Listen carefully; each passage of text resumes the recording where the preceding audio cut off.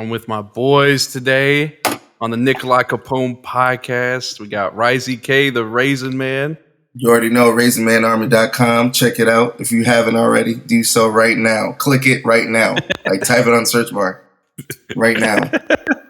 Leave the whole thing. Leave it. We be here. Said fuck this podcast. You see where it says Nikolai Capone podcast? I'm going to need you to highlight and delete that real quick. Yeah. Oh my god. Then I Great got to be here. Smoke. Who's gaming? What's good, everybody? You already know what time it is. And then we also have Challenger Falls, one of the producer of the show. He hides in the shadows. Yeah. Actually, I can't let you guys see my face because I'm actually working for the CIA. Nah, you can't. Everyone who has seen his face on YouTube died. Yeah. Violent. I'd tell you who they were, but I'd have to tell you. Am I tripping, or is like the video kind of repeating? Nah, I think you tripping. I'm good. Okay, hold on. Let me Is it me? My man's in the I'm not Matrix. watching it, though. What's good, Ron? Chic Ron in the building. Shout out. How can I see where everyone's at? I just got it pulled up early. Hold on. I'm hearing the podcast while it's going. It's really weird, and I don't have anything else. Do you have the tab unmuted or something? Hold on. It looks like we're going through some technical issues. He's looking at tabs right now. You need to have that. Hey, when you asked us if we were No, ready there's to go, only were you one ready tab to go? on. There's only one window. Really weird. Okay. I think maybe it's my OBS. That was so weird. I kept hearing everybody just repeating. It was so crazy. I'm like, am I tripping?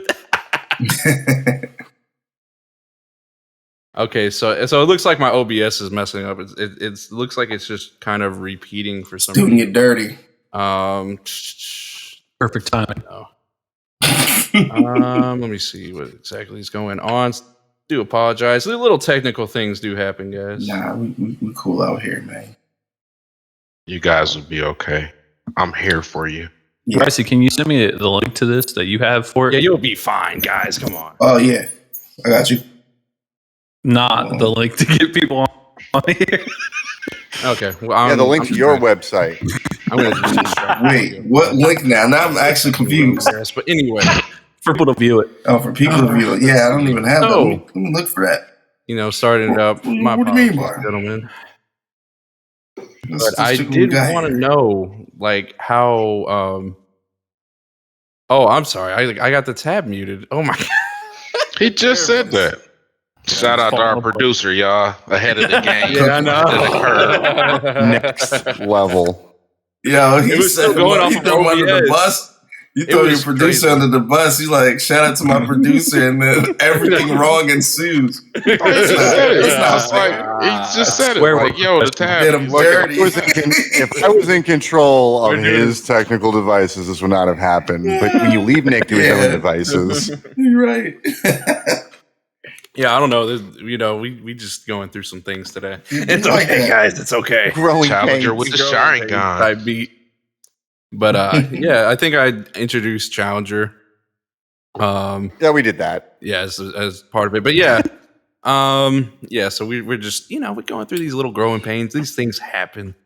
But so earlier, just a little bit ago, you guys were talking about that. Wait, did Right. you introduce your Got guest? you.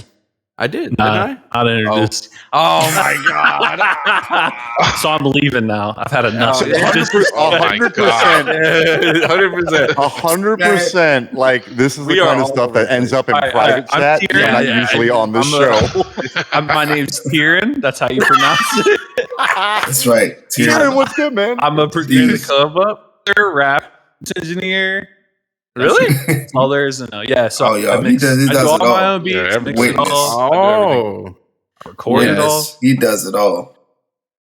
Oh, I didn't even know that. As far as like the mixing stuff goes. Oh, yeah. Yeah, so if it sounds like trash, that was me that did it. Say it. Hold on. Say it. Because I know the quality as far as like videos and stuff is like always top notch. it literally looks like someone with like, you know, a huge budget makes your videos. It's crazy. I've got a couple guys that I don't do the videos. Obviously, I can't. I wish I could record myself. You got like Mhm. three You need three of movement. them. You can't just like a tripod and be like, check out my music video. It's a very static, boring ass music video. I have done that though. I tried it. I was like, I'm trying to do everything myself and green screened and like had my head float in this one video, and it was like, this is awful. This is wild.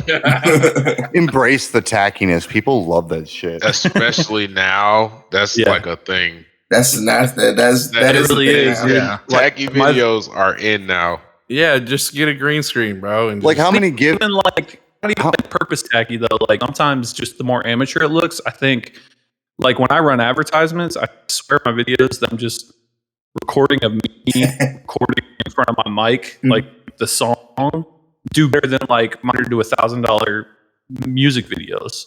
Like I think what it is people are like, oh, this kid, let's see what this is gonna do. You know, like, is this gonna be really bad? Is it gonna be good? Yeah. And so they And give they it get a shook shot. up. Yeah. yeah, And you're like, oh, okay. Well, I was surprised this actually was decent.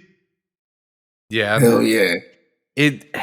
I don't know, man. I think maybe because personally going into it, because I would say you're not small per se. It's just more of like you don't really expect that type of quality from, you know, the type of videos you have. You know what I'm saying? Right. Yeah. Yeah, a lot of people are still recording on their phones and like no lights or anything like that, and they're trying to get a music video getting going it out and the shit. mud. Yeah, Right. literally getting it out. It works the though, mud. man. Yeah, it does. It works. Yeah. No, it does. It If does. the song's good, it Mhm. it doesn't matter. Yeah. Well, I mean, I wouldn't like, you know, probably like hand a camera to me like the whole video or anything like really uncreative. I wouldn't recommend that, but But if it's That's in just your budget, Just That's all like you have to do. super slow zoom. The super just slow like a zoom. super slow zoom, and you're just like staring in the songs. You're just doing like, 3 verses with a super slow zoom. Yeah, and then You like, know. so oh, man. it's super. It's It's like long. every music video is doing that now. Like where they just stare and it zooms in. Who's slowly. who's the first guy I saw with that? I mean, as of recently, Zach Fox. Is that just life with the- imitating memes? The beat I like think that. so. But it is. I'm pretty I sure. think it's just like a meme yeah, thing. it's a meme Yeah. thing, isn't it? Um, Yeah. I think so. I think the first time I ever seen anybody do that little zoom into their face would have to be Childish. I remember that. I Okay. remember Childish Gambino did that. Like it's just like Oh, he him in the did? pool, and he's Oh, I did see that he's video. like zooming in. Yeah, I was like, "What is this?" it's just funny, man. You're getting inside the mind of Childish. Yeah, I'm sorry. I'm so sorry. Yeah, the Turns, comment. that was hilarious. Yeah, oh yeah, the cocktail comment. Yeah. Sorry.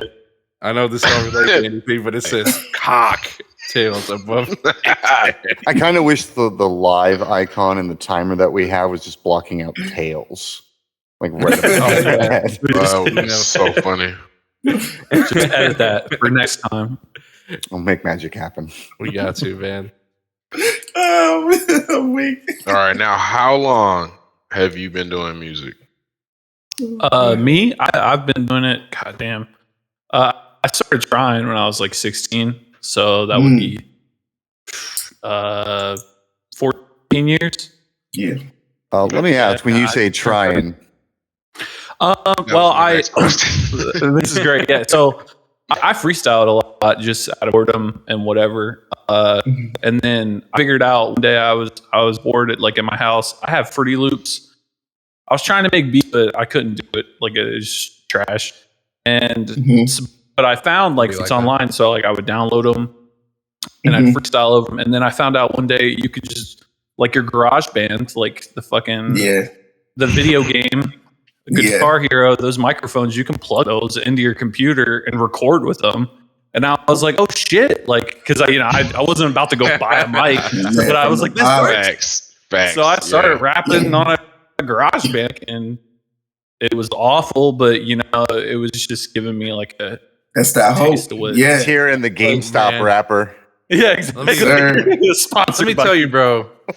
I'm so happy that you're not one of those people who were like, I was 4 years old when I started rapping. What if they I just were? knew I was the I was best. rapping it in a womb, bro. Man, I hear I'm in I the was game in playing utero. Mozart. I was born with the mic in my hand. I'm so glad, dude. I was writing at 16 in the womb before it came Yeah, out. but then I was so bad at that I kind of quit doing it, but I was skateboarding and that real seriously, and I actually was really good at skateboarding. Like I competed with people who are professionals now, Nice. and Damn. and like yeah, I was really good, and then Mhm.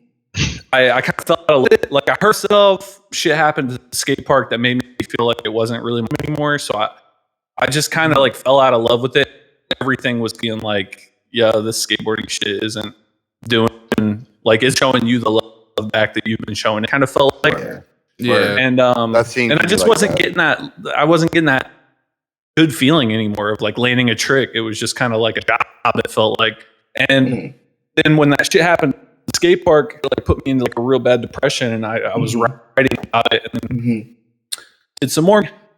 Still wasn't great. Went to college, and I just decided in Yeah, you college like said fuck it. I was going to start like trying Yep. it really going for it Yeah. to do. I probably met Ricey like a year into that phase. Yep. Well, I definitely want to. phase. Sophomore year. I 10-year phase.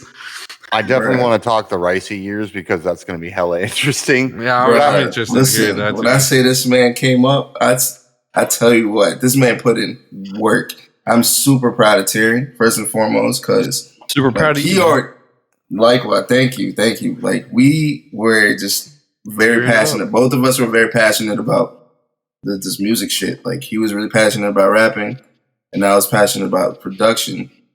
And then through mutual friends, we met each other. We actually played ball in the gym together before. That's how I remember meeting him. Yeah, that's how we met You for know, sure. that's how we met, hooping. And then he was like, I was talking about making beats or something like that. Or one of my frat brothers now, I think his name, shout out to Julio, I think he mentioned it to T or Lordell. Shout out to them both. They mentioned that I made beats. And then he was like, oh shit, you make beats? I rap. So I was like, all right, cool. Let's link and work. I remember one time we was showing what he made in my dorm room. And we was just going through it, and he was like really about this shit. Like he had a budget. He's like, let's go to the stew. And I've never, kid you not, never been to the stew. No, I didn't have a budget. We got to the stew because we were part of. Well, I was part of that program, freestyle club. Yeah, so there was a freestyle club. Yeah, right. And that Damn, was there's like a club for freestyle. Yeah, it was a that's freestyle dope. club. We got. I want to hear a little bit more about Freestyle Club. Yeah, I'm about to say, is anybody going to stop? I'll defer to T because he's the one who put me on the freestyle club, and there was like a bunch of guys who rap, like got together and they do free ciphers and stuff like that. And now it's like, this girl Navy, she beatboxed. She was like super dope, and she created it. Well, actually, no, she didn't create it, but she ended up taking it over. But she joined it and told me about it, and so I joined it. And so we had beatboxers and people would beatbox and we'd freestyle on that for like an hour once a week, maybe, I don't know. Yeah. But they linked with the like I don't know, some kind of group and got us for studio time. Yeah. So Ricey brought it. And I rapped on it, and the song was awful. His beat was good. So bad. The song was so bad. Was basic. It sounded great though. It was mixed so good. Lit. That was the first time I was in the studio ever. Like, what was the worst part about that song? What was the worst part about that song? My verse. Nah, give me a little. Wait, hold on. Give me literally gonna ask, did Risey rap? Nah, I did. I had a second verse.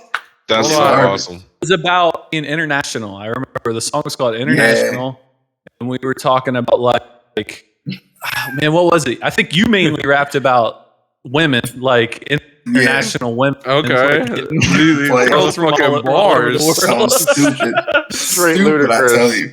I will say that we came up with the idea and wrote all of this in 20 minutes as Yeah. amateurs. And I'd never been there. And I can't. Yeah. And it was an uncomfortable experience. Like, I don't know. I think you need to hone your craft on your own before you can. And maybe people under pressure, but I'm trash under pressure. And like, I need to get my confidence on my own before I'm gonna take it out to where people I don't know are create, you know. And you know what's funny? There was a dude who came in, had a whole verse. He clearly has been recording in the past, so he was like, "I'm ready." He was talking about punching in and out. He was doing all that shit. We were like punching in. What he was like, "Let me just knock this verse out," and he was saying some shit.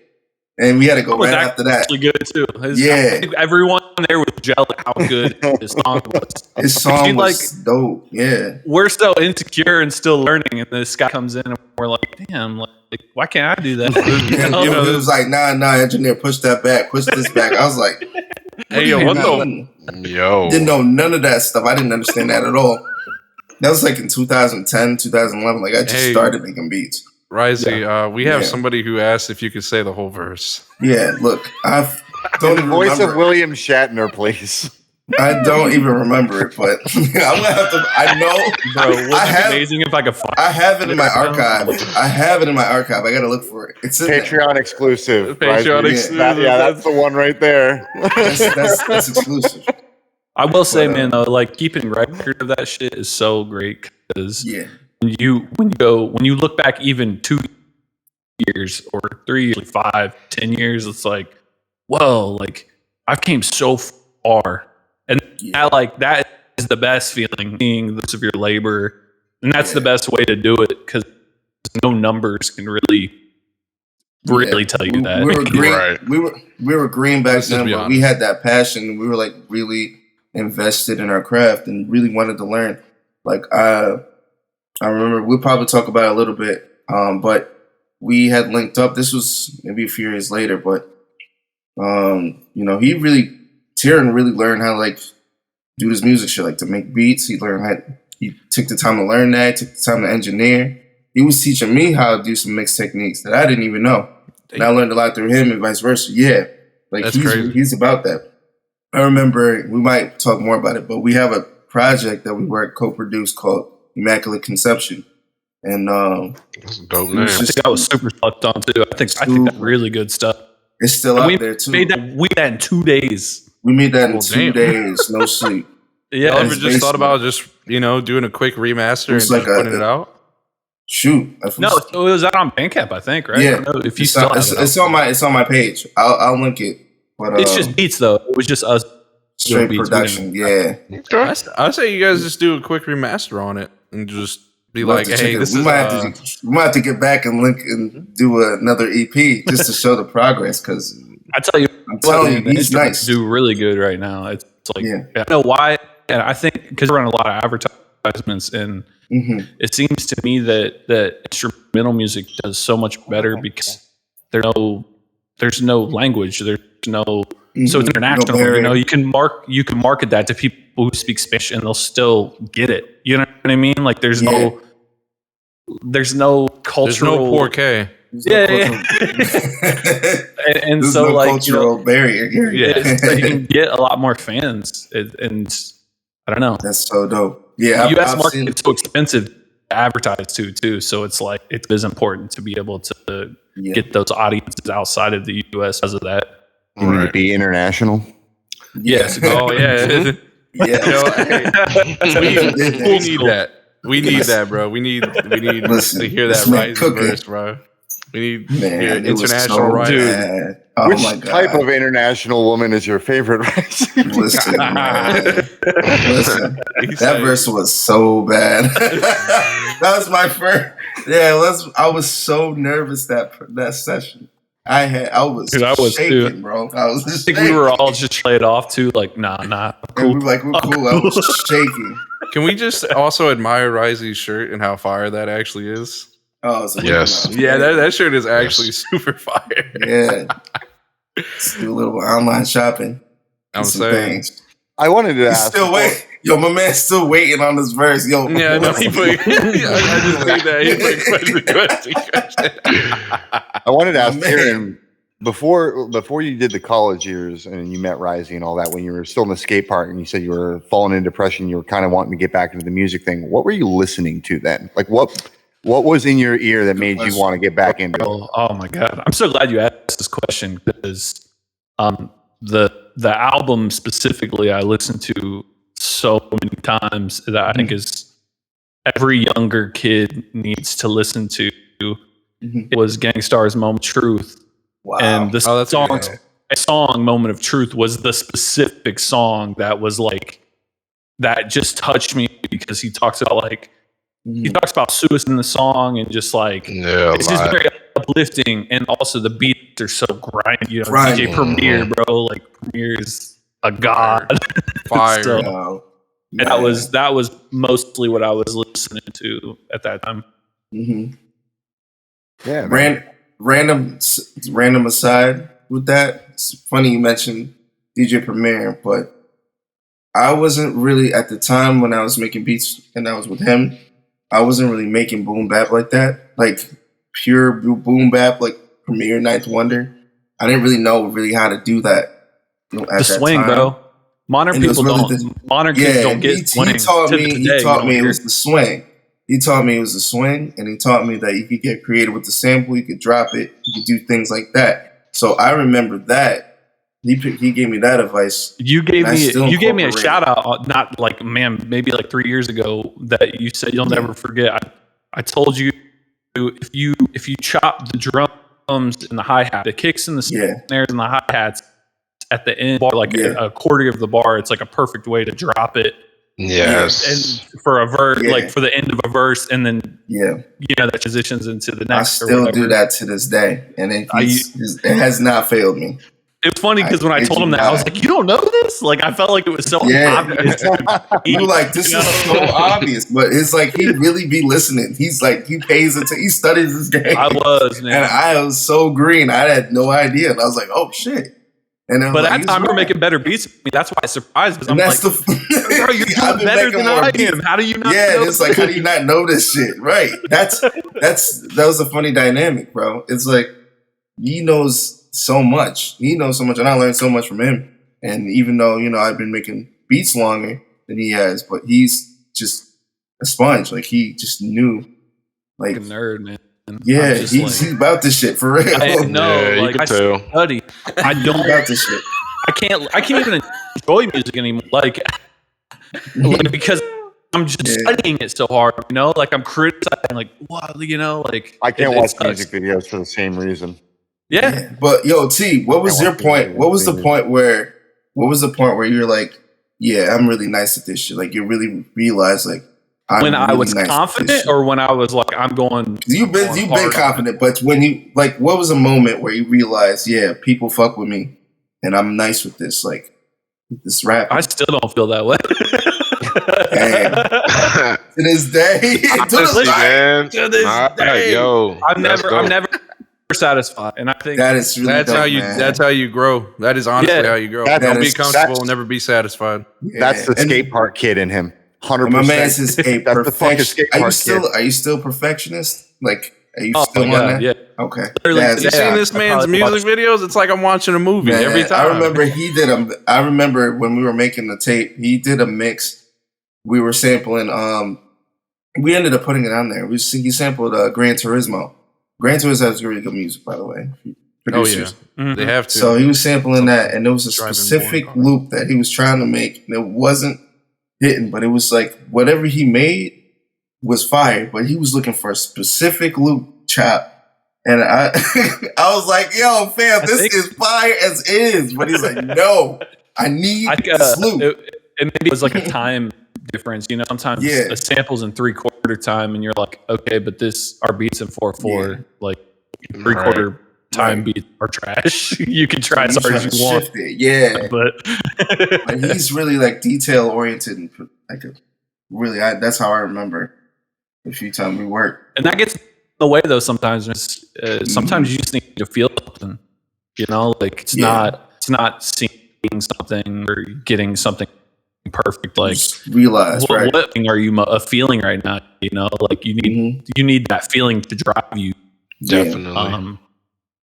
there's bad, and I've like posted about it. Like being a perfectionist is like is the best. You're right. It is the best way to get good at something, but it's also the best way to enjoy doing something. Yeah. It's also the Flavors. best way to not finish things. Oh my too. Oh, God. yes. It's the perfect excuse. It really truly Yes, is, as far it as like is. perfectionism. It's not even is, necessarily an excuse per se, right? Like it is a rationale. Like when you have that mentality, like when you need to hit this nail, like you got that one, like you were saying, you're offbeat, offset, whatever it was, that one Offset? little, it just doesn't sit with you. And then you all of a sudden, Scrap it. I gotta walk away from it for 2 weeks. Yeah. Yeah. You know, and then you forget about it, and then you already started on another one, and then I mean, probably my entire rough college, life. I probably made 40 or 50 songs, and I maybe released 2 of them. It was just kind of, for me, it was like a learning phase. Yeah. But that hurts you because it's so important, especially in C growth, especially on social media. They want to be along for the journey. Yeah. They want to start from, and they want to be the people who are like, yeah, man, just keep doing it. And that's I'm all something- for it. But That's the something cool I'm thing finding about better that and is you now have an archive of older music that you can release Right. You can later when release, you feel yeah. comfortable. you can release it like a Tarantino movie. Yeah. Yeah. It would be cool. I've always thought it'd be cool to Past do a tragedy. documentary. Like this might be like super self-absorbed, That's just- but like I was thinking, what if I did a documentary now? Like, before I'm thinking, what if I start now? The prequel. I mean, Kanye did it. The prequel. Well, yeah, I mean, kind of, because the the that prequel. footage was really Yeah, But, do like, it. Shit. it wasn't The prequel. for that dude. Just finding like being like, I think Kanye. That'd be a tough flex. You did a documentary before he blow up, then you blow up right after. Like that's yeah. That's actually a wild. flex. Yeah, That is hell a yeah. great It's wild flex. as shit. But it would be amazing if you were a fan and you were Right. like, holy shit, like I can literally watch him go from nothing to something. Yeah. And then like, you know, You want to get really cocky, stagger your releases of your old content. So you do like the beginning of the journey, like it's the start of an anime, then do your newest release, and then like release the second part of your younger journey, and then do another release. Yeah. I will tell you my story of how I got to point A at point Z. Right. Right. All right. So Sheik has a question. He said, "What is your hottest song out?" it's hard to gauge. There's so many different ways. Like, do you go by streams? Do you go by, I don't know. All right. I'm gonna go by Unfortunately, what I do would- you think? Yeah, I was about to say, what do you song think? is? Your personal. Yeah. Your Well, the personal problem favorite. is I'm always wrong. Every time I make an album, I'm like, this is going to I be am a fucking too. song. It's like I the am last too. one. And I'm like, what the fuck, man? Like, how'd that And one then, flops? yeah. I was Yeah, for that sure. happens. Unfortunately, sadly, it hurts my soul, but my most popular song down an instrumental. And I think it has a lot to do with what I was mentioning earlier about it just being international. Like Spotify just shows it to so many people all the time. Yeah. As Yeah, far I as noticed like, that too. yeah, and like I started a whole new artist to do just instrumentals. It fucked up my now because my most popular Yeah, that's what I was gonna ask. under That Tieran is crazy. isn't That's but what I was gonna really ask. I was- rap most of the time. It fucked up my algorithm, so I started a Okay. whole new artist, and it's already mean, surpassed Tieran. Like it's been out for 3 months, has followers than Damn. my Tieran stuff. It's crazy. That's so wild. So yeah, and plus it's awesome because I like Rice said, I love boom bap and I like that type of lo-fi kind of stuff, but I don't Man's usually a rap monster, over bro. it. Mhm. So it was cool because it was like, you know what, cool. Like I still love doing this, and I'll just do it under a new name, and then when I rap, I'll just do it under Tieran. And so I did that. But my most popular rapping song is probably. Let me pull up my Spotify real quick. We'll see. Just a quick flex. We're using Spotify. It's probably Yeah, I probably think so. get it done. Yeah. All right. They now- don't get is a close second. Okay, Petrol- now what Yeah. song do you feel? Okay, what song would you consider is one of those for you that you kind of wish that everybody would have caught on to? Sick. Ooh. Hands down, sick. Okay. Yes, Sick's hard. The sick, and I had the, but that was different. Mhm. literally like when I made that song, like I mixed and mastered it and listened to my car. That shit Like, hard. I've probably cried so many times that because bang. it was so real, and I was like, man, was like I really tough. hit on all my feelings. That record's tough, man. I love that record. Fuck. It's just it's too damn good. It's not even what it was. It's just you really feel the energy from that one. Like you can feel that shit. Right. That's exactly it's hard to describe. I know exactly. Yeah. There's certain beats for me when I could just remember the moment I got done with it and just heard it on a loop, and it was just an experience.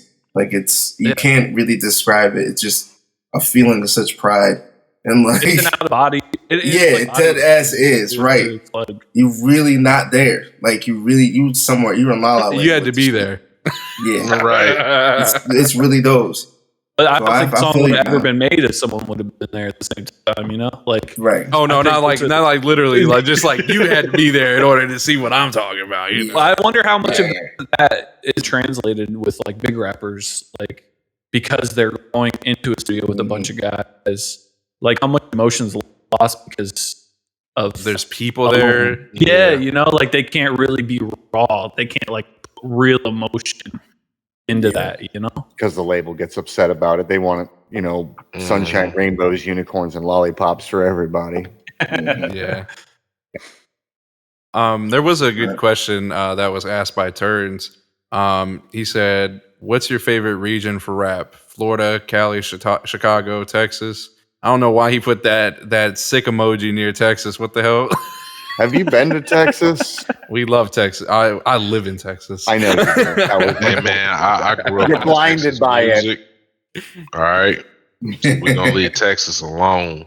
Yes, I've only been in the north, the Panhandle, the little square up top, and that was I would love to go to Houston or something. My buddy just told me that they make the best steaks up in that Panhandle, though. Oh, really? Yeah, he's trying to convince me to go. Oh, well, then you. And probably no one. That's why you hate Texas. Wow. Oh man, I was doing it, but it was cool. I was 13 when I was a vegetarian, so he was. He'd been on that. Jump on a bandwagon. He really been on that. We were like vegetarian. Okay. We used to clown. We'll let him slide for that one. We'll let him slide for that one. He was doing it before it started getting all cool. He was on that for real. That was a lifestyle vegetarian. Choice. This shit. I think the question still applies. Though, what's your favorite rap region? Like a region for rap? Modern day or all time? Like we can do all time. Both. Modern day. Oof, man, that's really tough. Mm-hmm. It's gotten so. It's like it hasn't discriminated as much anymore because of how easy it is to record and upload shit. I would probably go Florida right now. Yeah. Like I think Florida has honestly, I'm blessed as fuck because being from Ohio, we have Bone Thugs. Yeah, we have Bone Thugs. Come on, man. Being from Ohio, you're jealous of every other state. You got I'm just saying. No, like this is immediate first. There's nothing wrong. Just that's wait. all there. There's a short list. No. What I'm about to say is the way it's rapped. They did a lot of double time rapping, fast rapping. In Florida, modern day Florida, you have like Puya and these dudes are rapping like that, but on modern beats. And I'm like, why didn't fucking Ohio do this? Like this was our time to have a sound. Why didn't they carry that? Carry the torch. He represents Bone Thugs more than any Ohio rapper does, and it's like that is a good point. Like that wins. That's a really good point. And I feel like we missed out on having our sound because Florida did it first, and now you've got tons of dudes in Florida that do that. But I think Florida right now, yeah. But I'm New York, hands down. Oh, okay. I wasn't expect that. Nah, like I said, I love Boom Bap and just the Mecca and fucking Mobb Deep and all those dudes. It was stupid good back in '94. Yes. Yeah, New York was just extremely overpowered. I love New York rap. It's still okay. New York rap. Still is. It's I don't like drill. I like gritty, old school New York boom bap. I'm so glad that made a resurgence. Yeah, it warms my heart. I am too. I feel like there's always going to be a kind of resurgence though of like boom bap. It's too much of a classic kind of sound. Yeah. I agree. Coming waves. Yeah, It's a I simple agree. sound. That's the thing is it's classic with universal appeal. And it's a simple sound. It's a simple. It's actually when you break it Easy down. to digest. Yeah, there we go. It's very really I've easy always to been that digest. type of guy too. Like It's very easy to digest. Mhm. I never liked really hard to. It's hard to focus for me. It's like ADD with how intricate music can get. It's like I need to simple this down a little bit. I want to ride a Dumb flow. Just want to. I want to get on a wave and just coast. And I want every word you said because, like, as much as I respect Bone Thugs and Harmony, I honestly wasn't ever a huge fan, just because it was too fast. Like, it wasn't that easy for me to digest. I feel you. I feel that I had to listen to them a lot to know what the hell they were saying. But there's no doubt that they paved the way. I mean, they were doing the melody rapping and like it's crazy how much Ohio actually has affected rap music. Like a lot of people don't know, Dayton, Ohio, that's where Dayton Rim, and that's where Roger Troutman is from. And it both heavily influenced the West. Like Dayton Rims was on Tupac's most famous songs. That was Ohio. That was an thing. That was all Ohio shit for real. Yeah. And you don't have that in history though. Like you don't ever hear that in hip documentaries you watch or anything. But I let them know. Yeah, that's true because you do hear more about rock from Ohio. Yeah, that's than true. anything. I hate to. I know he has to go. I know he has to interrupt y'all. Right, Risey has to go, y'all. Make sure y'all follow Risey. Bye, Risey. We're going to get into RaisinManArmy.com. stories from college. We're gonna hear some more stories after you leave. Yes, RaisinManArmy.com. Yeah, I'm gonna tell them on the back did. Yeah, all of it. All of it. Let them know. We're gonna have top Gremlin time. All right, so I got a dip. All right, peace. Love all y'all. Appreciate Seeing you again. The way he just disappears is funny as hell. Oh, Risey. Man, hey, Risey, can you make me a beat? That was so funny, dude. That was face. Yeah, man. RaisinManArmy.com. I don't even know. In that contest. I don't think I spelled Say Risey OnlyFans soon. Wow. Oh my god. We gotta stop him. All right, so who would you say would be your I'd say let's just go with 3 main musical influences. You can pick rappers and producers since you do both. You're a rap producer. Okay, well, DJ Premier easily number 1 producer influence. I will say when I say influences, I just mean people that I looked up to and studied. I don't necessarily sound like most of these people. At times, maybe, but DJ Premier for producer number 1. Easy. Shout out Premier. Pete Rock number 2. Oh, Pete okay. Rock. Pete No, Rock. that's nice. Wow. I like to hear that. Very underrated as a legend. And then Jay Dilla. Yeah. Jay Dilla's number 2, honestly. I feel like if you don't put Jay Shout out Dilla, to Detroit. Yeah, let's go. if you don't put Jay Dilla in your top 5 producers, bro, it really makes me question. That dude was actually a genius. I've seen people try to break down beats and they still weren't able to get the full effect of Jay Dilla. He was so ahead of his time, and I think anyone who hasn't ever listened to him absolutely needs to, or you're fucking up big. But I actually own a record they owned.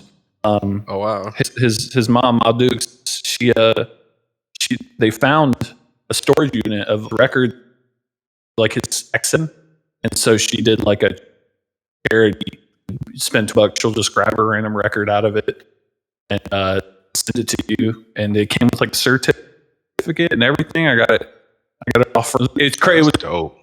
Crazy when I got it. It's Jay Dilla touch. I was I feel trying that. to see if I could find his fingerprint. I was like, I pulled it off. Is there a fingerprint on this? Like, I'm taking his DNA. I feel that. I definitely feel that. Especially being from Detroit. Yeah. It's like that here too. Yeah. That was great. It's the little things, man. You know, you can say like Jay Dilla once had this record. And then, you know, once you get a kid, you can just lie to him. You know, you'd be like, me and Jay Dilla were hanging out. I was a kid, and he gave me this record. Definitely. I went to Who Sampled document. I tried. I was like, maybe he sampled this song, you know, and like I checked. Oh yeah, then that's big money. And I was Oh, that would have been sweet. That would have been crazy because then That would have been dope. You have this whole, you know, you just have this whole piece of history. It's like this song with this record. Right. Would have been you know, dope, but, you know, being a producer, I imagine that like he probably has so much unreleased stuff in the vault. So I would definitely keep that record close to you. You know what I'm saying? You never know, man. Unless they dumped his whole catalog out. It's possible. Right. And, you know, that's back in the day when computers were shit. Yeah. Shit, most of that shit was probably saved on an MPC, not even, you know, Right? Yes. Yes. Disk drives. Right. Because he was old school. And he used it. I would say so. Back to your question, I'd probably say top 3 rappers. DMX definitely. X gonna give it to. Okay, sorry. Yeah, I listen to that album a lot, and yeah, X is one of my favorites. Early J. Cole was huge for me in high school or college. I listened to him a lot and became like a super fan. Friday Night Lights is probably going to piss people off, but his best project, in my opinion, which is an album or is a mixtape. That'd be all right. But if you've never heard that mixtape, J. Cole's best shit, in my opinion. But then I met, so he did a show at OSU, and then I found the tour bus, and I like ran up to him. His security was like, "Whoa, whoa, whoa!" And J. Cole like took one look, and was like, "This dude is not a threat. Like you can leave him alone." Right. And what if he's tearing it up? So like it was free show, and it wasn't even sold out. This was right when he got signed by Jay-Z. He just got before the blow up. Exactly. Or like in the middle. He just got his song on the radio. Oh God, what song he had that was on the radio. I wasn't like a huge fan of it, but he's like in an alleyway. No, it was before that. It was, I think Simba. Is it Simba or something like that? Or no, it was even. I forget which one it was. But yeah, so like people hadn't even heard him on the radio yet, really. It just started. Yeah, the show didn't even sell out. It only fit like 1,000, 2,000 people. It was free. I was like, what? But yeah, he had just gotten signed. And I was like, hey man, I know you just got signed, but like don't change up like at all. Please. Like you know yourself. Like because you know how it goes when you sign a label, it's like you get pressure, and I'm like, please don't turn into that guy who's rapping about all the same shit everyone else rapping about on the radio, you know? Mm-hmm. Maybe you changed J. Cole's life. Maybe he was about to, you know? What if he was about to tried it? Sell it he out? did try it. It didn't work out. He did try. He probably he did. Your conversation. The irony of your choice of words. Well, because I even tried it. Like when it working out for me at the beginning, when it felt like no one was feeling shit, like I was like, all right, let me try to like make something a little more like whatever, and it was trash because it's ingenuine, you know. Like, and people can feel that in your music. They can feel like this is this guy. No, that's actually a funny ass. He said, "So what you say? What you say it is you made J. Cole." Yeah, might have had a hand. J. Cole would be nothing. Oh shit! That's actually funny as hell, man. So funny. Do you think meeting him, you know, kind of cemented him as being in your top, or like if you had met him, like would it be, you know, what I'm trying to say, like, yeah. No, I'm sure there's bias there. I think that's probably impossible to not have some bias there, but no, like the reason I sought after his bus in the first, like I would have done that in any shows, before that and wasn't like, gotta find this guy and talk to him. You know what I mean? So I think the fandom is what drove to find his buzz, because it was not easy to find. It was pouring rain. He said it's a cold world after all. But I'll never forget, man, because like my depression was like, it peaked in college. Like it was in high school, but it peaked in college, hands down. And like I remember that, like I was just crying, and like it was just like feeling like everything's shitty. But like then I got to talk to him that moment. Yeah, that's definitely a game changer, 100%. It like made me feel great, like for a while, you know. Yeah, And, meeting an inspiration. I guess I would say he's kind of an inspiration for sure, like on your music. It's one of those things when you get to be in the presence of their aura, right? Like it's reality, and it's also not because the fandom's there, right? Like it's surreal, but it's very real, and all of that kind of dawns on you in one moment. Yeah, for sure. It's a lot of like information. It's, I think music makes us kind of, for me, it had felt like when I met him, I had known him my life. Because that mixtape Friday, he talked so much about himself and where he was from, and it was like, it's weird when you meet someone and you're like, I feel like I know you, but you have no idea who the fuck I am. Like, you have no information. And they're just kind of like, like, are you crazy, bro?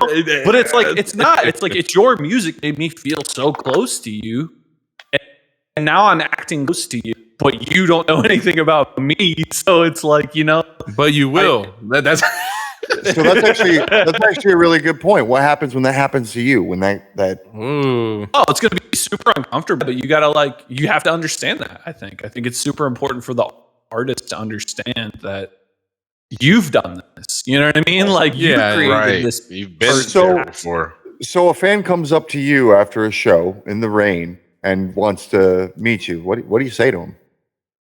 Now that fuck off. Well, you're a little bit more aware of it. Like, you're aware of the gravity of that situation. No, J. Cole handled it, man. He didn't act like I was. He didn't act like I was like all up in his shit, and I wasn't all up in his shit. Like, I wasn't like, like I wasn't all like nervous. I'm like, you're the best ever, J. Cole. I was very chill because I met famous people early on in my life. Yeah, a lot actually. I was close to a band, and so like I had met like Travis Barker and he from. Oh my God! From Paramore. From Paramore. Yeah, I'm gonna go crazy, cool dude. Yeah, she's so like she's so hot. But the thing is, though, is I didn't idolize those. She's awesome too. I didn't idolize. Okay, so I idolized Haley, and I probably made it a little uncomfortable, but it was. I didn't. But I idolized J. Cole. And it definitely, like, I acted different than I did around, Travis Barker, really. But like, but I still, I kept in mind, like, this is a normal dude. They're just people. You fan out on this person, make them uncomfortable, and but he handled it perfectly, man. Like, he was just like, "Thank you, dude." Like, big dad didn't make me lazy. Yeah, like he was just and chill. Didn't have like into the butt thing to hang out, but we were almost on the front porch level. We were there. Yeah, it was. Yeah, basically. So you gonna let me in, J. Cole, or what? No, but you can have this lemonade out here in the rain. Help me, J. Cole. No, but so what was it? We DMX, J. Cole. Third. This is hard because influences. I mean, I'll say Drake. I'll do something a little more modern because that was after J. Cole. Yes, but I knew it. But Drake, yeah. It's cool because I hear a lot of. I personally love Drake. I think he's truly a legend, an icon, and I hear a lot of Drake in your music, which is why I gravitate towards your music because I really like Drake. So it just makes sense. You know what I mean? I think Drake was. I don't know, man. I really emotional, like, because this is around the time depressed. Like Jake Paul and Drake happened pretty much near the same time. I think They Drake sure happened a little did. bit before Jake Paul. I was in high school when I first heard Drake. Oh yeah. Yes. I'll I'll say the when I same. was in college for Jake Paul. That's why I kind of picked one artist in each area. Because like Guru, I mean, you know, I'm obsessed with Gangstar and I love Guru and his lyrics. But as a rapper, he was kind of offbeat stuff, and that stuff I just felt like made it less good as a rapper. You know what I mean? Like, Yeah. like E40 does it. Like blue face now. The beat rappers. And I can't really. I'm a 40 fan, man, so it's hard to understand why you don't Character, bro. like. He's just a Dude, I character, love you know? E40, man. He it's says different. so It's a different many style. things. Yes, Yeah. it's so much. And it's just not the memorable style stuff. I'm his into, flow. you know? Yeah. That's not my Those style guys, either. but I don't. I was It's not like born I- in San Jose. That's not my style. Oh no, I can understand. He's definitely an acquired taste. Definitely is. Yeah. Who do it? I love 40, man. Oh my Come on, god, Booty. bro. Ooh. E40. Oh my god, bro. You just don't like He's just fun, bro. I love that energy. Yes. Like I love that. Yes. No, you got to respect that. Yeah, He he's make you having want fun to with go the outside. Southern Mr. Krabs. Crabs. E40 look like the Southern Mr. Krabs. That It ass. turns on. I'm gonna rock with you right now. You gotta chill, though. No, that's funny though. That is funny. A Southern Mr. Krabs, and he from the West Coast. For the West Coast. Oh shit, that's funny as hell. Southern California, it's fine. Close enough. Basically the same as Alabama, right? Not too far. Not too far. A little different, right? A little different. A little bit. Okay. Just a little bit more dirt down there. That's about it. I think it's sand. Yeah. So, how does your creative process start? I know a lot of people got different. You know, some people are like, you know, I got to drink, I got to smoke the blunt, I got to go ahead and, you know, go on a long Big trip. Lebowski. Yeah, I don't know. You know, just a whole bunch of stuff. But how does your creative process start? I cut out. There was like, I think I'm lagging on my end, but cut out really hard. Oh. What was that? Oh yeah, how does your creative process start? Well, it starts with beats for sure. Since I produce all my own stuff, I always, you know, make beats and then write to them. Wait, so you produce after. everything you put So out? the beat song mostly. Yeah, so you produced everything you've like Oh. mostly ever put out? Not everything, but yeah, like I would say 90%, 95%. That's actually impressive because a lot of the beats, I would say they're not very similar. You know what I mean? They're all kind of, they all have their Yeah, different yeah, flavor to them. And I think that's a lot to do with like I'm always trying to learn. So like I'm always trying to do something different. And I think it kind of fucks me up in my marketing, if you will, like my image, because it's like, you know, you never know what I'm gonna put out next. Like it's like, is this gonna be like a chill, laid back 90s, you know, boom bap kind of beat? Is this gonna be like a fucking borderline I drill like beat? that though, man. It reminds me yeah. of Jamiroquai. So like, but it all comes from me just trying to learn new styles and new techniques and what I can do. And even if it sounds good, I'm gonna rap on it, like, you know. And then that challenges my ability to rap on that tempo of a beat or that style of a beat. And I just like that challenge and like do anything. And Okay, so when you're in producer mode, it all starts with the beat, and then I usually do the hook next, and try to find some subject matter in the hook that I like.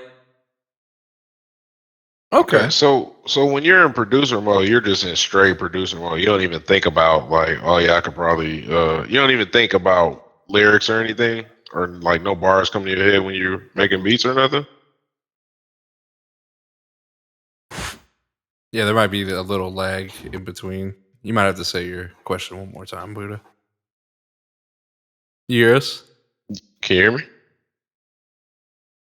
Yeah, I think there's. Oh, There it goes. there he goes. Oh no, show's over, guys. Nah, I hope he comes back. All right. Yeah, this is kind of awkward. Well, I mean, we are kind of It's at okay. the 1 hour mark. We are building a plane and we're flying it at the same time. Yeah, he might just pop right back in. But I did see that there was a bit of lag, a bit of disconnect. I'm very curious because when I make beats, I'm usually rapping this shit at the same fucking time. It's hard to Really? do both. Yeah, dude. I will start a beat and then I start rapping. There he and is. He's then back. I'm in the middle of that shit. There we go. Welcome back. Welcome back. Maybe. Wait, he is back, right? Now boarding group 1. He's tearing it up, guys. Tearing up his internet, I think. It happens. It really does. It happens. I mean, look, we don't control every single internet service provider in the world or the U.S. or really actually even in our backyard. They could cut us off at any moment, and we would be at the whims of their will. Yeah, shout out to These things happen. Shout out to AT&T for not fucking it up today. Yeah, right. I got AT&T too. I know that feeling. Shout out. Glad this storm blew over. Yep, there we go. There he is. He's back. He's back. I think, yeah. You guys are pros. Oh. Well, can you hear us? Yeah, all right. I think it's Might stopped help. now. It just keeps cutting, and there's a connection issue. Yeah. But it looks good It's all now. good, though. Sorry, where were we at? Did I miss it? Okay, so my question was when you're producing, you don't think of you're just in straight producer mode. You don't think of songs or anything while you're in the middle of producing, or you just go straight. I'm producing. I'm not worried about that. I'll come back to it. I 85-90% of the time I just go for it. I just pull out my keyboard and just start playing chords and just see where I go. But the other 20% of the time I'm I come in with an idea. I heard a song that gave me an idea, or I like that tempo and I liked the way those snares were, and I'll just start from there maybe. But yeah, it's usually just whip out the piano and just start playing something and see where it goes. Do you know music theory? Yeah, I mean, as much as anyone on YouTube can know music theory. Yeah, because I know some people they literally are just okay, I'm just gonna play some keys and then I'm gonna make what I like out of whatever keys I play, and then they'll just build off of that. And then there's some people who are just able to kind of know exactly what they heard in their head. You know what I mean? Yeah, Right. no, I can't repeat anything in my head. I can't hear a chord progression and be oh, I know what that is. No. Let's make it happen. That takes a special ear. Let's just be clear. Yeah, oh yeah, for sure. I couldn't copy chord progressions if I wanted to. There's no way. But yeah, I mean, I know a little bit of theory, but I try not to put myself in that box, because there's a lot of producers, at least nowadays, that we know that in Fruity Loops and stuff, you can set the key before you start making the beat. Right. And then basically everything will be highlighted for you. These are the notes that are in this key. And so you don't need any theory, because it's that is the theory. The theory is you stay within this key to be in this key. Here's your minor, here's your major. Yeah, and follow all these rules. But I don't like being put in that box, because I love jazz music, and jazz music doesn't follow It's those rules. unorthodox. Yeah. Yeah, it goes outside of keys and scales, and it doesn't make sense. Neo Soul does it all the time too, where it's just these chords don't necessarily fit in this key correctly. These notes you're hitting are technically out of key, but they sound good. But that's the point of it, is to know the theory and then to break it. Exactly. That you're doing it without putting as much effort into the construction of the theory and going outside of that box. That's That's where you want to be anyway. That's how you get discovered, is by having that unique nature to you. Yeah, absolutely. And plus, like, you know, when everyone stays perfectly in the key, it's just everyone's music's going to be doing the same thing, you know, like it's all going to sound the same. And Welcome I mean, to fitting in is good sometimes, but I'd prefer to stand out, you know, like I prefer to not be doing something I've heard before. But so when you are doing a song, you're doing one song at a time. You're not thinking about doing an EP or doing an album or anything like that. You're just thinking, this is the track I'm working on. This is the one I want to get done. I would say half yes, half no. Like I just make songs typically, but when it comes to like thinking about, okay, I need to release an album here soon. I've got like right now, I probably have 30 completed songs, and really I'm trying to think about how to release those and what kind of groupings. And so like when I already kind of am going the way I wanted to go, but hey, well, I have like 8 songs that have similar subjects, and so let's make an album about that subject, and I just need to make like 3 other songs that fit this subject to make a cohesive album.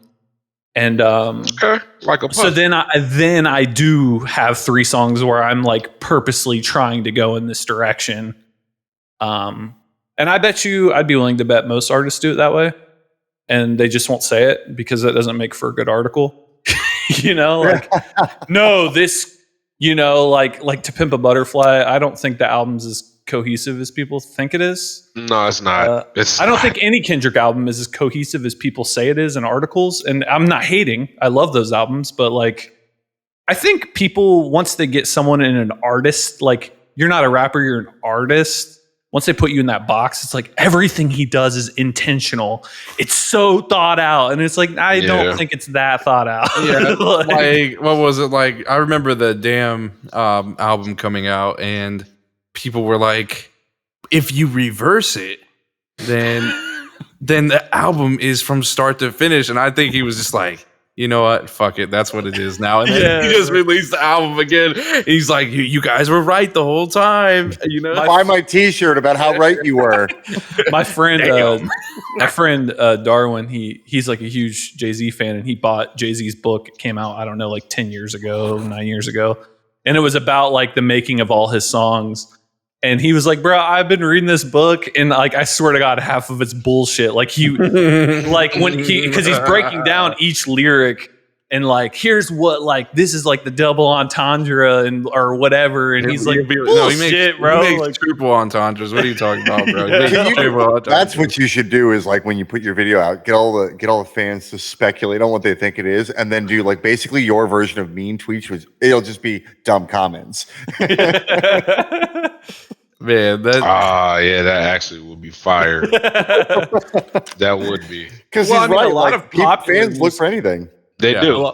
A lot of popular music is that. It's just sayings that we like to hear, but they're not like cohesive sayings that actually work together. You know what I mean? Like, I don't know. One of my favorite comedians is Bo Burnham, and he loves that fourth wall shit. Like, he loves to tell you why everything that you love is manufactured for you to love it. Dude, his show, they just put it on Netflix, I don't know, like 6 months ago, but I never had watched it before, but it is really good. And it's like 8 his years COVID old. one's a little weird, but his other one, like his words, and all the stuff leading up after that are really good. The COVID one is a bit weird, but it's poignant. I'm talking about his original TV show he made on MTV that I guess got canceled after the first season. But you know, that was like in 2008 or whatever. I heard that it was going to be dropping soon. I didn't know how to drop it. Yeah, it's on there. Yeah. It is really good, and it's still relevant. What's the name of it? I don't know what the name of the new show is, but Bo Burnham is who you want to look up. Oh, okay. I'll check him out. Yeah, I got Netflix. A musical comic, awesome, very, very fourth wall oriented. Yeah, he's really making fun of like the music industry and stuff, and a lot of his stuff. But he's a really good musician. Like, he knows it all. Now that I think about it, I think I know who this guy is. He makes fun of Kanye. It's great. But I'm saying, like, didn't Jay-Z say he freestyles everything? Yeah. Oh my god! Listen, maybe he has a book. I just thought about this. He has a book about a song that I didn't think about this. He freestyles. So he's doing triple entendres in his head. The minute, minute of. Yeah. The dude's a fucking genius, dude. That's what we're told. We're told he sits there, he listens to the song, thinks about what he wants to say, and just goes in there and says it. Now that we put it in perspective, he's possible. He's thinking about what you want him to say, and he's singing about what you want him to say that he should say. It's beautiful. I'm gonna make a book. I'm gonna make mind. the same book when I'm famous, but I'm just gonna like be super honest and be like, honestly, like I was just drunk on this line. Dude, it was a filler. my god! I would love for an artist to do something like that. That would be Chief a fire Keef book. needs to do that book. Yes. Oh my God. Yes. Can I that would be book? So fire. So the show's called Zach Stone, by the way. The Bo Burnham show. Zach Stone? Okay. It's from 2013. It's called Zach Stone. Yeah, you got to watch it. It is really funny, and it's all fourth wall, like making fun of TV shows. Even dude, his sense of humor appeals to me, like in a very deep way. Dude Andy's really good at music. Yeah, that dude's a genius for real. And he got it early. Like, and I think it was because of his YouTube rise and like all those various executives and people trying to get him to do certain things. He got it so young that he was like, I see. I don't know if it was his parents or if it's the way he sees the world, but he saw through everything. Like he sees through all of it. I want to say he's like 18 in the show, and it's like to be the director of the show and to make such wild genius content at 18 years old, like. It's insane. Like it's like holy shit, dude. Oh man, I'm so glad you're a fan. I was such I'm so dumb compared to this guy. Oh man, that's great. I was actually curious how you created that song with Natsu, man. Oh, hentai. Yes, bro. I'm curious. Like I want to know everything about that song. How the fuck did that song even like happen?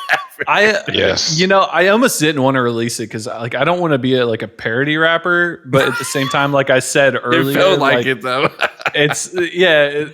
Like I said earlier, like I just make what I'm feeling at the time, and at the time I was like, wouldn't this be funny? Like I just started writing lines, and I was like, all right, I gotta go now. Like I'm 4 bars in, this is hilarious, so I just gotta keep going with this. Bro, I felt like you went into like somebody's shoes and were just like, you know what? Yes. I just think it's cool that you embrace it. Like that's the cool thing is like you got these deep emotional pieces, and then you come out with something like that. You know, but it gives your fan base kind of like this like dichotomy with you, which is really cool. Yeah, that is. Yeah, it's a cool way to look at it. It's just like the thing that sucks is it's so bad for business. Like it really is, man. Because you can't. Yeah. In business, it's so important to have a consistent imagery, like a consistent sound, because you hear it all the time where people are like, "Yeah, I loved his first album, and then I didn't love anything after that." And it's usually because he didn't make the first album again, basically. He didn't make a similar sound to the first one, and so it's bad for business because you lose your fan base, and you'll get like a new fan base. But you'll lose your old fan base, and then when you drop the third album, you'll lose that fan base, and you'll get a new fan. So it's like it's bad for growth. But so we were talking earlier about, and this is just a point of confusion for me, but like we were talking earlier about how you use different sounds in each one of your songs. Like, is that also bad for business? Maybe. I don't know. I think tempo is the most important. So like the artists that have like the biggest following, you'll notice when you look at like their discography, it's very close. They usually pick 2 different tempos, and those are the 2 that most of their songs are hovering around. So like for instance, like Juice WRLD is almost always at I think like 122 and like 74 BPM, and like almost all of his songs are one of those 2 tempos or like damn near basically the same tempo. Right. And it's 76, 125. Yeah, like it'll be like so, or he'll drop a song that's like 70 or 73, right? Or yeah. So, but it's going to be close to one of those two tempos, and it has a lot to do, in my opinion, with like you only have like your two flows that work really well for you, and those two flows really only work on those two different BPMs. And I didn't know that. That's your sound, like boom bap is always between 80 and 90. Mm-hmm. And so like pretty much every DJ Premier beat, like Mobb Deep was like the same way. Like if you listen to most of their discography, I love Mobb Deep. It's going to be in that. And boom bap sounds shit at 96. Yeah, exactly. It's like too fast. It sounds like a pop record or something. It's like, what is happening here? Like anytime, so I was a DJ for 10 years. So anytime I mix it, like as soon as it hits like 95, I'm like, I can't use this. I gotta go. And then I think when it probably back in like, I feel like in like 2009, 2010, when rap really started speeding up, and I think that had a lot to do the 120s and 130s. Drake. Yeah, like Drake and Big Sean. At that time, everything was like 120. So like rap went from being at like 9 to like 1, or actually it was probably more like maybe 120. I don't know for sure, but like I just want to be successful. Like that tempo of that song was so different than any other. Are you rap talking song. about the Usher tempo?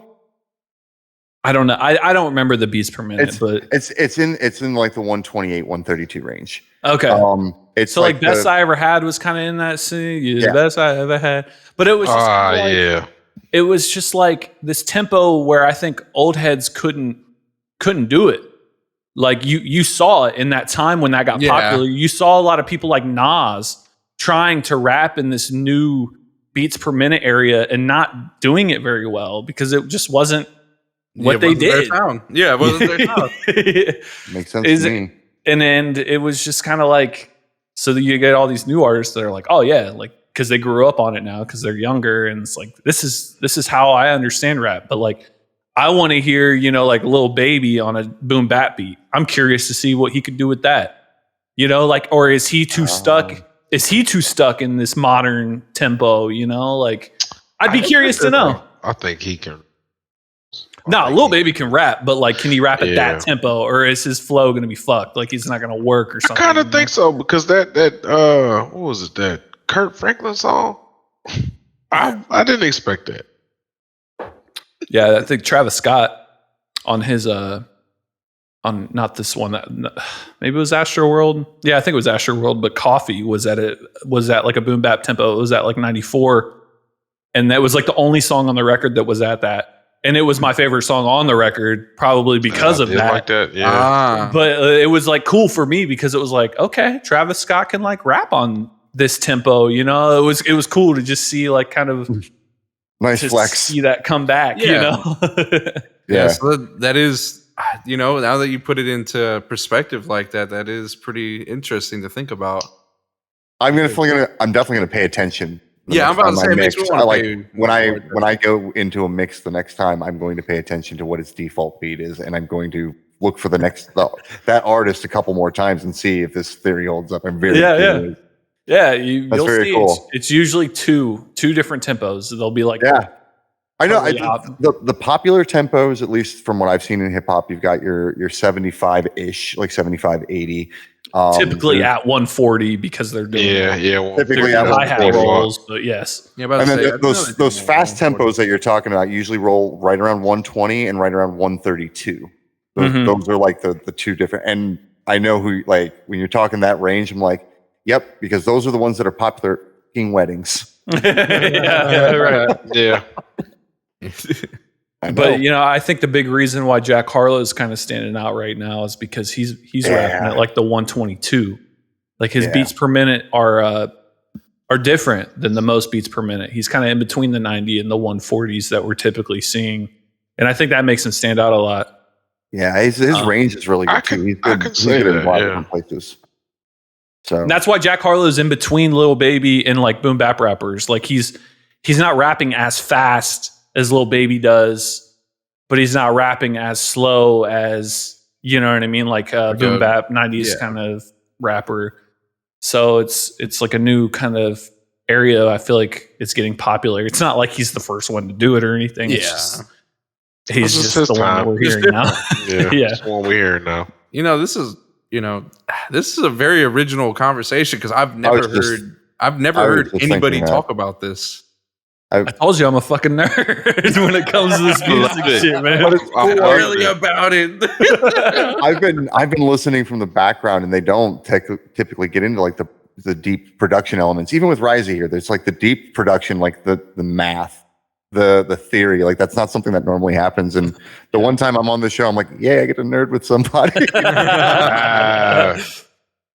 Hopefully, I'm bringing a new perspective to things. It's cool. Nah, Like, you are. The entire conversation about tempo, it's so spot on because looking at it from a different perspective, like on stage, you see the people moving when you're live on stage, whether it's you doing it live or me performing it at someone's dumbass bar mitzvah or whatever, So like, but it's still, you can see, I can see what you're talking about. The ones that hit certain tempos, they are in a certain zone, and when you play with them too much, like even it loses. I'm not feeling. in the production element, but yeah, he's right. It loses the feeling, and even in the dancing portion, like you can go to the basest, trashiest. It's just a dance track. You move it too far one way or the other, and it loses it. Like it kind of just falls apart in your hand. Probably a big reason why boom bap concerts are awful to go to, because that type of music is just kind of head nodding music. You're there to listen. Yeah, you're there to listen. It's like reading a book. Like I'm not gonna. Yeah, like I'm not gonna dance while I'm reading a book. Like I'm focused. You just imagine that shit. This shit fire. Oh man. And that's like, I think that's a big problem with when that type of artist gets popular. Is it's like, well, the labels are like, well, you can't perform this shit. Like this isn't going to be a good show. You know what I mean? Like we need people dancing and shit. Yeah, I think maybe the energy could be another factor, putting in. But yeah, it's like I guess, motherfuckers coming over here. Just some crazy Stick shit. up kids. Yeah, just Stick up kid music. Mm-hmm. And you'd be like, damn, this motherfucker really is spitting. But yeah, man. Shoot. When's your next release? I'm thinking I'm gonna be releasing like a song a month, probably starting in like 2 months. Have you thought about doing it like once a week? I've thought about it, but the problem is the way I'm like going to run advertisements is like on a month-to-month basis, and so they'll overlap. Yeah, I'm not. That'd be too much money I'm spending.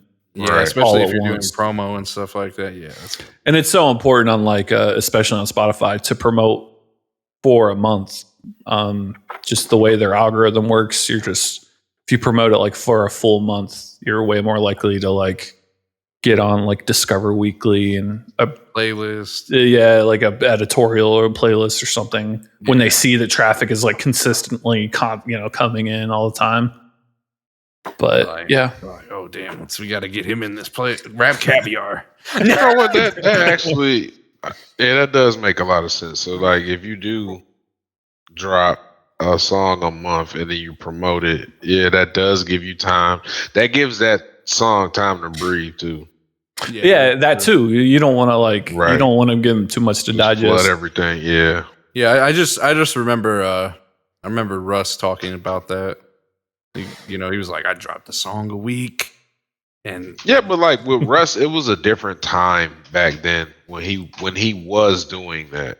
Yeah, that's true. I'll say that SoundCloud because you got to think about it like this. It was big too. Russ did a song a week, and then before Russ doing a song a week, Gorilla Zoe did like a song, like an album a day or some shit, and that like killed his whole career for like a month. It was like some weird shit. I forgot what it was. It was like an album a day for like a month or something. God dang, bro! Yeah, dude, it was so wild, and I mean, he was at the height of his he was big. He didn't even need to do that. Then. He didn't have to do. Yeah, exactly. Exactly. With my perfectionism, though, like I don't want to be putting out just like half-ass shit. So and also you have to think want to like put out an album a day. It's like I don't want to.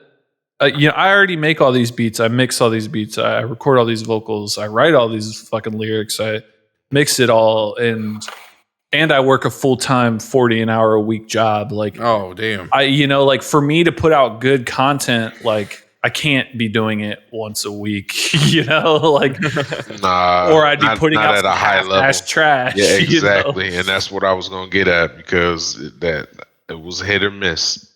And I think that's been a big. Shot. I think that's been a big downfall in rap music is that in the streaming area, it's so much easier to go gold and platinum when you release 20, 30 track albums, but you're getting a lot of throwaway in there because they're just trying to make money. Like, you know what I mean? Like, but the bad part of that is which the algorithms help because like, if you have a trash song, the algorithms know, and they're not going to play that song when someone's listening on your artist profile. So the algorithms kind of help you in that you can release trash and sure, you'll get the streams for once from everyone who likes you trying it out once, and then they never listen to it again. And you'll get your gold platinum record on Billboard, even though no one's going to listen to that song ever again. But then they'll be like, that shit kind of trash, though. Right? Maybe, but I don't know, man. Once you're big, I feel like your fans are gonna listen. They're gonna try everything you release. They're gonna try everything. Yep. Yeah, they are. And that's money. And that's money every time they try. So, and even if it's trash, it's fine. You've got 30 other albums of three good songs on it. And they'll listen to those 3 songs from each of those 30 albums. So, I don't know. It's kind of like it works. It'll work. For some people. But it sucks because, like, to me, it's like we're losing that. It becomes diminishing returns after a while. Yeah. Can you be the greatest if 90% of your catalog's trash? You know what I mean? Like, that's okay, true. You got the most Billboard records and exactly. You know what I mean? But like, for me, that's not enough. Like for instance, like with Biggie, we call him like one of the greatest, and I agree. Just based on his flow alone, like it was so ahead of its time, and it was so no one else was doing it. But his discography is so tiny. You know what I mean? Like he doesn't have very many songs. Literally 2 albums. Yeah, 2 albums, and then the third album is just something that Diddy did when Big passed, Life After Death. All right, and then the opposite of that is you have it's just 2 albums. Yeah, no, 2 albums, and then everything else was like compilations. But then the flip side of that is you have people with 20, 30 albums that have all these awards because they've released 20 or 30 albums. But how much of that is actually like good? Like So then it's like when you're talking best, like are we talking percentage of good songs? And is 30 songs enough songs? Is that a good sample size? That's true. I think it's kind of a wild conversation to have because we're moving in this direction, and this is kind of a more like societal problem. But we went from like the 90s when we were growing up. If you made the Billboard charts because you sold so many CDs, right? Like it was an easy, tangible thing. And at that time, there was only how many genres of music as a whole? Not even all these subsections of each one. Just back then, it was genres, right? Yeah. We've gotten to this part where now in 2022, everything has been subdivisioned out, right? Like we're talking about 50 different kinds of rap flows. We're talking about 80 different kinds of techno. We're talking about 40 different kinds of rock music. And all that's fragmented down in all these, and people are still getting the people who are still getting hundreds of thousands to millions of hits instead of album sales is now what's tracking. Well, I don't know if you guys know, but Billboard actually changed a rule because of Travis Scott. So like Astro World did incredible numbers, and the reason Astro World did incredible numbers is because he released clothing. The bundles. Merch bundles. So basically the gist of it is his merch resells for more than what you buy it for because it's limited. So basically, people were pre-ordering his album for the merch alone. Yeah. So people weren't pre-ordering the album to actually listen to the album. It was so they can make money. You know what I mean? And that's why Nicki Minaj started mentioning shit about it. Yeah. And that's why his record did incredible numbers. Not to say that record's not incredible. It's a great fucking record. I will say Astroworld's my favorite record by Travis Scott. And honestly, I didn't care for Travis Scott until Astroworld. Exactly. I wasn't a huge fan of him before that. But it was a great album. But the reason why the numbers were insane was because of the merch bundle. I mean, and there's always, as long as there's rules set in stone, there's going to be people in the record industry trying to, work around it. And Travis Scott could have had nothing to do with this. And people will always be like, oh, you're attacking Travis Scott. He's like, no, I'm attacking, if anyone, Travis Scott's record. Straight up, are you attacking? Straight up. You know who's not attacking Travis Scott? His agent or his mom or anyone. Like, he got paid. But before that, you're talking about record sales. I mean, we caught people cheating that back in the day, where like the artist would buy their own record 1,000 times, and so Billboard put a rule in that each person can only buy 4 records for them each to count as a sale. There was something like the record companies themselves were buying it to distribute into restaurants and things. Like, you hear all kinds of stories about they were cheating. Why are there 50 Travis Scott albums here? And so, like, you've got people like cheating the system now as indie artists, and record labels will be like, "This is getting ridiculous," and it's like, "Motherfuckers, y'all are doing it too. Like, get the fuck out of here." Like when Spotify first started getting rid of followers, J. Cole made a song about like, God, what was that verse he did where he was talking about like you're faking your streams and blah blah blah. You remember that? You remember that verse he was talking about? That's a lot. So one day I noticed a small drop in my followers. And I was like, oh, like, cool. Like, Spotify is finally, like, finding bot followers and shit. Because I used, like, a sketchy promotion company when I was young and stupid. And they got me, like, bot followers. And I didn't know. It seemed unreasonable. But it just happened. One day I got, like, 500 followers. And I was like, okay, this is bullshit. Like, like, no way in hell this really happened. So, like, I lost 500. So then I was like, all right, let me check, like, label artists and see what happened for them today. Like, since I dropped 500, look, like J. Cole dropped a bunch, Eminem dropped a bunch, and it was like, okay, so like labels have been doing this too, like, but they've been knowingly probably doing it, Oh, 100%. It gives them that initial boost whenever it comes to like their record or, their album or whatever. It gives them that initial boost, and then people are like, this is really hitting. I got to check out this record. Yeah. They try to rely off of the numbers and then try to piggyback off the word of mouth. Yep, exactly. That's what they be doing. They be out here. The original scammers, if you will. But not new news. Yeah, man. I definitely look forward to your release, man. Can you tell them where all your stuff is at? I know I put it on all music platforms. It's just my Tieran on everything. You'll find me on any streaming platform you use. But my website's tieranofficial.com if you want to like subscribe to know like new releases and shit when they drop. Definitely recommend it, by the way. Yeah, I don't flood that, so like you don't have to worry about me like emailing you every fucking day like, hey man, I did this thing.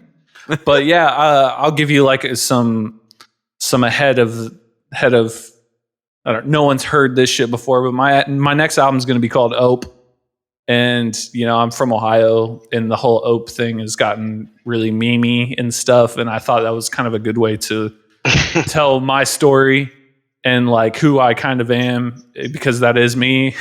I said Ope at least 3 times today. Do we in Michigan blame Ohio for Ope? Probably. I mean, I wouldn't know.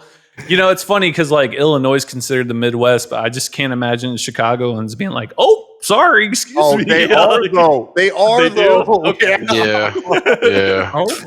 That's a everybody thing. That's definitely a Midwest thing. That is definitely a Midwest thing. So yeah, the album's themed just me being from and being raised in Ohio in the Midwest, and so I'm that's my theme that we talked about earlier. I had 8 to 10 songs already kind of about Ohio in a way. And so I actually was going to record one today. I finished writing, but you guys took up all my goddamn time. Sorry. Nah, I still got time. I'll get it done. That was my fault. Okay, and now where, as far as your music, your producer name, is that different? Yeah, so it's Subfate. I'll put it in the chat here. I was getting confused because I think you sent me one for Oh, that's a private chat. No, that's that's fine. all right. He'll make a post for yeah, I it. can make Okay, it cool. public. Yeah, it'll pop up. But yeah, that's everywhere. So yeah, if you just want to hear like it's like lo-fi. It's a little bit. It's not like every other lo-fi. It's sometimes it's more boom bappy, sometimes it's like a almost pop. Like That's I don't know. Perfect. It's like You're on Tom Misch Spotify, right? shit.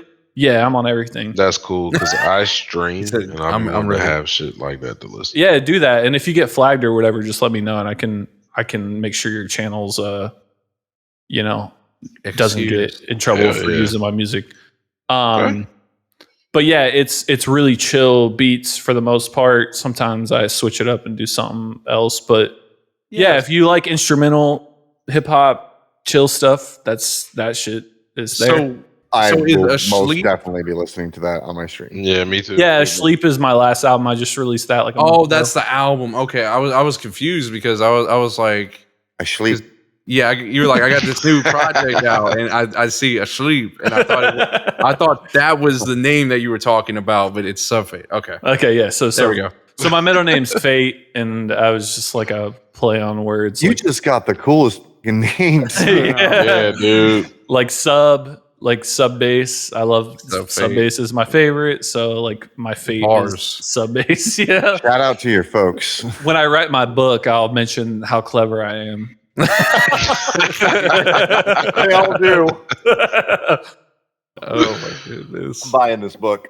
Copy this All book. right, so one last question before we get out of here. How do you want to be remembered? Damn, that's the question. Got him. Always supposed Hell to be. yes. That's the Stole question. from the marquee. I love it. Yeah, that's the question I always ask at the end. I just want to be remembered as like a dude who loved music. Really. I don't want to be like. You don't want to be remembered as the GOAT? No. I think rap music, I mean, it's so egotistical. And I loved it. I love it for that at times. Oh, I Because love it gets me out of my head. You know what I mean? Like, I love that.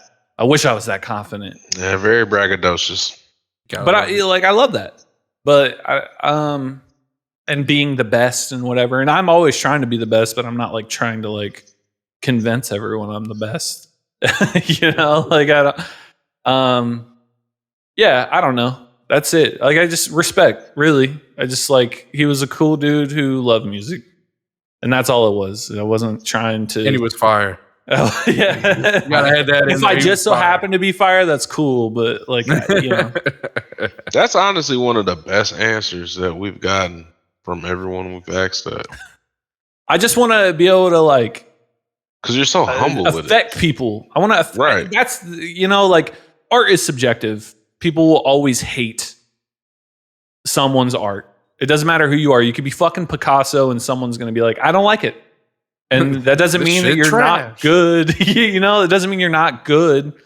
You can't be bad at art. Honestly, you can't. That's true. It's 100% subjective. There's no numbers.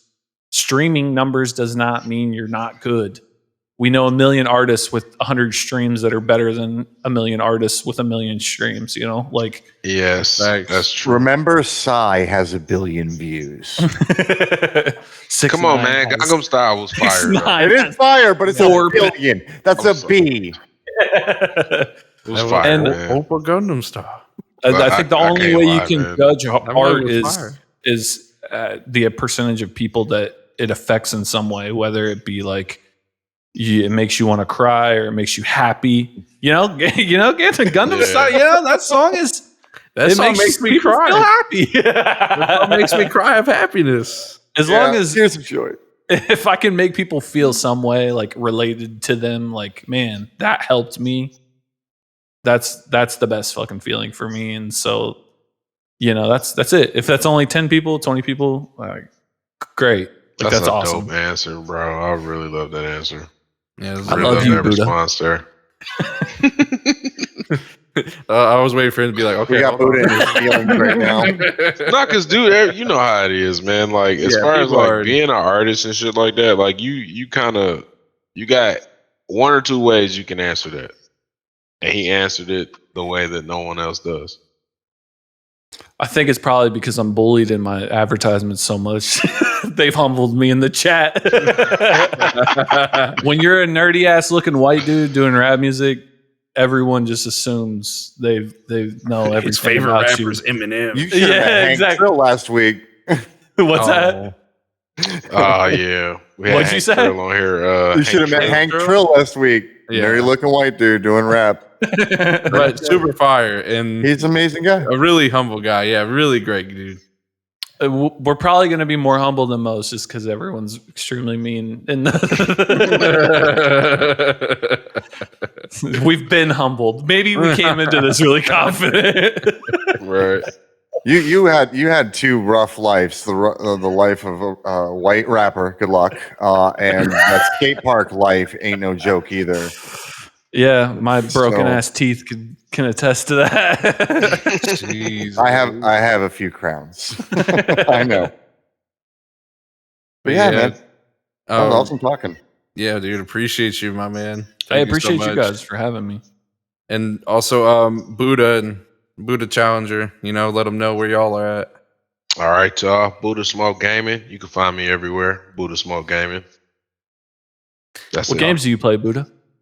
Right now, Elden Ring. I play a lot of the Souls-like games. We're playing really. Fortnite too. I like retro games. I play fighting games every now and then, but mainly like Souls-like games because they're kind of like retro games and retro games. That's dope. I can't do Dark Souls. This shit's just too hard. When I'm playing video games, I'm trying to relax. Like, I'm not about to like. You know what? I used to be like that, but I played Bloodborne, and the first time I played that game, it just did something to me. When I died that first time against that first little wolf in the room, You were like, oh, just- hell no. Yeah, I was like, this ain't never happening to me. And like, I asked a friend of mine, I was like, are all the Souls games like this? And he was like, yeah. I have to. Kind of what they're known I have for. to just dominate that shit. I was the opposite. Like, I played Halo 2 competitively. Like, I used to go to events and shit. And then, like, the older I got, the more I was like, man, this is too stressful. Like, I'm trying to just chill. So now I just play, like, NBA 2K, like, no mic or anything. Just like, oh my God. So you sound just like my best friend, man. He was a competitive person in COD too. Dude, he just literally stopped all video games and he just reads books. It's exhausting, man. Especially when you're so competitive, man. you're getting mad and shit. It's like, dude, this is taking away from my life. This is not adding, Right. I need to relax. That's why life's hard enough. I don't need a game upsetting it. Right. Right. That's kind of why I've kind of flowed out of a lot of multiplayer games. I'll still play it, but I don't take it seriously anymore. Like, I'll play Fortnite. I'm there to laugh. I'm not there to win. Yeah. Like, that's it. Yeah, When you I get the DM that's like, you're yes. trash, you're like, okay. And You right. You want to play Yeah. for money? Oh, you're paying me now. We'll get very competitive really quick. Very awesome. And then what was it, Challenger? Let them know, man. You can find me on twitch.tv/Challenger Falls. Trovo, I'm also over on that platform. I'm working on a new page. We'll see how that goes. It's called Adjust the Tip. It's going to be basically weight and Excuse me? tipping and labor related memes. It's Adjust the Tip. Yeah. Okay. I think my It's, do that the other night. Yeah. The delivery driver still wants you to pay more. Yeah. Oh gosh. I what I appreciate got in the everybody. pipeline. Appreciate Hey, thanks for having me. If you ever want me Thank back, you. man, I'm always down. Oh, I don't dude, have to you- talk so yeah, much. dude. Yeah, yeah. You definitely got to You're come definitely back. coming back, yeah. Definitely. I'm happy to be in the background more. I don't need the spotlight on me. But it was nice. It was nice to have it, but I don't need it. We got some new plans for like some future shows. Yeah. So definitely keep. What are you in mind guys for that. most popping on? What YouTube or like what What would it be best for me to be listening on and watching on? Oh, listening. As far as like going into lives or like actually like. What do you DSPs care about the like that. most? I guess is the question. Like, what stat do you give a shit about the most? See, there you go. Cut through the bullshit. I like it. Is that we mainly care about YouTube or whatever the fuck? I mean, personally, when it comes to the podcast, I truly do care about every platform. When it comes to what I want to make, though, like as far as creativity and stuff like that, reactions, actual content, I usually like put it on YouTube. All right, YouTube. YouTube it is. So YouTube. He said YouTube it is. Fuck all that other shit. Yeah, like because for me it's Spotify 100%. Like don't. Yeah, and then If I had to tell you to listen to me on one thing, please do Spotify. Yeah, Right. they'll actually give him, good money. Like other DSPs are. I mean, not they really that good. I'll just quickly. People are always talking about like Tidal pays more and Apple Music pays more than Spotify, but those platforms don't promote upcoming artists at all. They don't have playlists for independent artists. They're run by labels. Yep. Jay-Z, Beyonce, they all got caught for Kanye. They all got caught for faking streams on Tidal. So you know what I mean? Like, okay, yeah, you can get your favorite artist to get paid more, but they're not helping me find new fans or anything. Spotify is. So Spotify is Right. and YouTube strong does that algorithms. for you guys more than any other company does, I'm sure, like so Sweet. Yeah, it'd be like that. You know how business is, man. It's just dirty. business. It's business. Who's treating you the best? Yeah. Period. And you know what? You know what? And if T blows up and all of a sudden Tidal's paying him, we're going to just pat him on the back. Everything's right. all gravy. But until Spotify got me to Tidal being good to me. Right. there you go. That'll be the situation. Yeah. So hook him up on Spotify. Yeah, look them up on Spotify, man. And and if y'all want some chill, relaxed beats, go to Subfate on Spotify. Yeah, rap over them too. Let me know if you like want to release a song under one of those beats too, because I'll happily let you have it or whatever. Oh, that's dope. Yeah, That's dope. All right, guys. I'm about to cut my first album. Are you ready for this? Like I feel like I've heard these beats 100 other times. He just offered everybody beats, and I got shit for asking Risey for one. That's true. Well, I don't know if I'm going to let you just put them everywhere, like Spotify and shit. But That's fair. I also did that. No, I'll get on YouTube or something. I'll hit you up. I'm gonna rap over top of a sleep. It's gonna be amazing. I'll put everybody to sleep. All right. End it, man. I'm waiting on you. Anyway, y'all take care. We are out. Sorry, that was my fault. All right, guys. Peace. Have a good